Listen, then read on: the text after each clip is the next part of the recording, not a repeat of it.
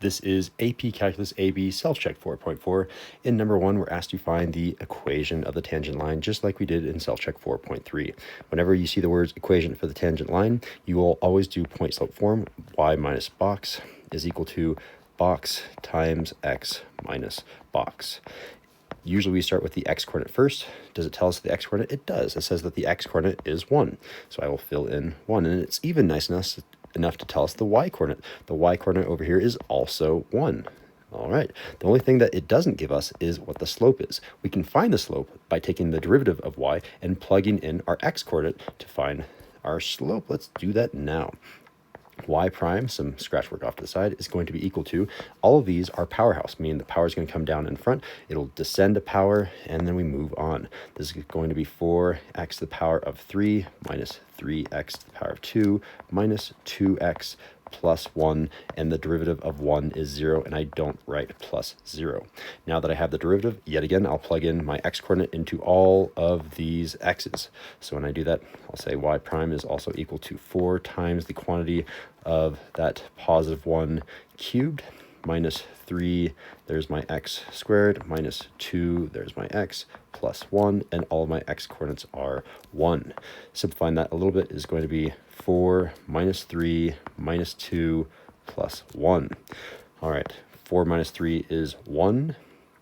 Negative 2 plus 1 is negative 1. The positive 1 and negative 1 cancel each other out, and that's just equal to 0, meaning I have a 0 for my slope. And when I multiply 0 by anything, it is going to be 0. So if I simplify this a little bit, I get y minus 1 is equal to 0. If I add 1 on both sides, I get y is equal to a positive 1. Y is equal to positive 1 is option A. Moving on to number 2. In number 2, I'm looking for an estimate using a local linear approximation. That's a fancy way of saying make the equation of a line. Local linear approximation means I'm doing point slope form yet again. Y minus box is equal to box times x minus box. What x coordinate are we using? X is equal to 3. Plug it in. We have x is equal to 3. It tells me that the x coordinate is 3, means I have a y coordinate of 2. The x coordinate is 3, means y coordinate of 2. My y coordinate is 2. Check it, and we're on to our slope. It even tells me what my slope is. When we take the derivative f prime and I plug in 3, we get out 5. I can just plug this 5 into the slope. They're being so nice. I'm worried what's about to happen. All right. I'm done with my equation. I now need to find the estimate for f of 3.1, meaning f of 3.1, 3.1 is being plugged in for x. Let's do that now. I have y minus 2 is equal to 5 times the quantity of, there's that 3.1 that we're plugging in, minus 3. All right, you can do some mental math, but I'm going to show my math. This is going to be 5 times 0.1. The y minus 2 on the left-hand side. 5 times 0.1 is 0.5. I'm at the same time going to add 2 to both sides. If I add 2, I'll say y is equal to this number plus 2. 2 plus 0.5 means y is equal to 2.5. The correct answer here is option C. Moving on to number 3. In number 3, we are asked to find dy dx, which is another way of asking what is y prime.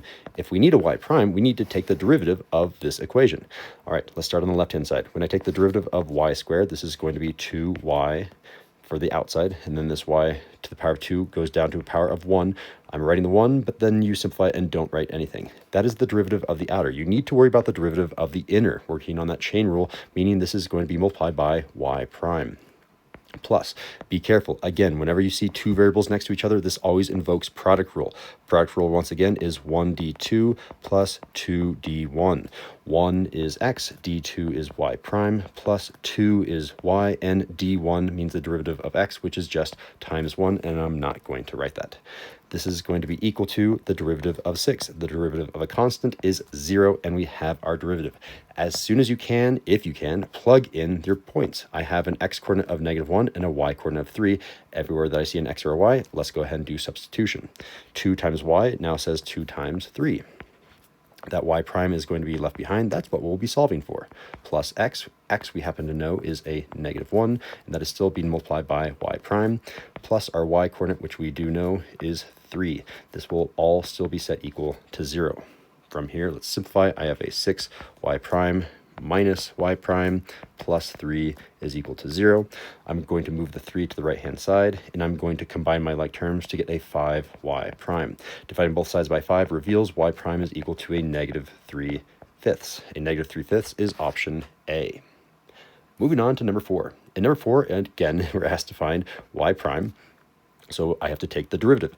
The derivative of x is 1 plus the derivative of y is y prime is equal to, again, you see two variables next to each other. This is product rule 1d2 plus 2d1. You probably have this one memorized, but yet again, the derivative of xy is x y prime plus y times 1, or just y. We have our derivative, and now we need to solve for y prime. So in order to solve for y prime, they all need to be on the same side. It doesn't really matter which side they go to. I'm arbitrarily and randomly going to say, let's move all the y primes to the left, which means non-y primes move to the right. I'm going to subtract 1 on both sides and subtract an x y prime on both sides. What are we left with? We're left with a y prime minus an x y prime on the left, and I'll have a y minus 1 on the right. Again, I could have had my y primes moved to the right hand side, it would have been the same answer. I'll show you how it would have been different at the very end. Now that I have all my y primes on the left hand side, to turn two y primes into one y prime, we will factor out a y prime. Here's how I show my work. I divide both of these terms by y prime, saying that is the term I'm factoring out, and there is that y prime factored out. What's left over when I do y prime divided by y prime is 1. Not nothing, but 1. It is a very common mistake to not write anything here. You have to write a 1. Then when I have my y prime divided by y prime, we are left with a negative x. Negative x. This is still equal to the right-hand side, which has not changed. It's still y minus 1. From here, this says y prime is being multiplied by stuff. The opposite of multiply by stuff is to divide by stuff. When we divide both sides by 1 minus x, we are left with a right-hand side that's y minus 1 in the numerator and a 1 minus x in the denominator. And that does isolate for y prime. Again, if you moved everything, all the y prime terms to the left like I did, you will get this answer. But if you move them all to the right-hand side, you will be multiplying both the numerator and denominator by negative 1. When I multiply both the numerator and denominator by negative 1, you get a different fraction, which is negative y plus 1, all divided by negative 1 plus x. And you could rearrange those, right? I could say 1 minus y all over x minus 1. All three of these are answers. That's an answer, that's an answer, that's an answer. There's a lot of possibilities to search for when we're looking for a multiple choice. The first thing I'm going to look for is y minus 1 over 1 minus x. Y minus 1, oh, that bottom was so close. It's not quite right. 1 minus y, 1 minus y, x minus 1, x minus 1. Okay, that's the right answer. The correct answer here is option C. And then I move on to number 5. Number 5, again, I see the words equation of the line tangent. Therefore, I'm going to write out my point slope form. Y minus box is equal to box times x minus box. All right, we are going to start with our x coordinate always. The x coordinate here is pi over 2. Pi over 2. I'm going to plug pi over 2 into my function in order to find the y coordinate. I will show my work. I will say y is equal to cosine of the number that I'm plugging in, pi over 2. When I plug in pi over 2, you have to remember your trig values of special angles. Pi over 2 lives straight up. Cosine is asking how far right or how far left did you go from the y-axis. Well, I have not moved from the y-axis, therefore the answer is 0. This whole thing evaluates to 0. Therefore, I can say my y coordinate over here is 0. And finally, I need to find my slope. To find my slope, I will take the derivative of y, finding y prime. Let's do that in red.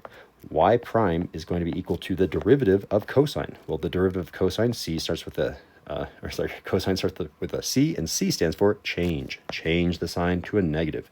Cosine and sine always flip-flop. It was a cosine, now it is a sine.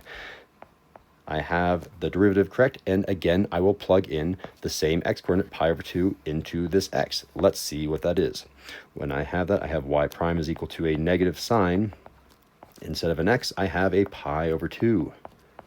Sine of pi over 2 is talking about the same point pi over 2, which is straight up on the unit circle. Sine is asking for how far up or down from the x-axis you've moved. Well, I've gone up as far as I can go on my unit circle. The unit circle is a radius of 1, meaning I've gone up a distance of 1. Sine of pi over 2 evaluates to a positive 1. However, that positive 1 will be multiplied by the negative out in front, meaning this whole thing evaluates as a negative 1. Therefore, I have a negative 1 out front.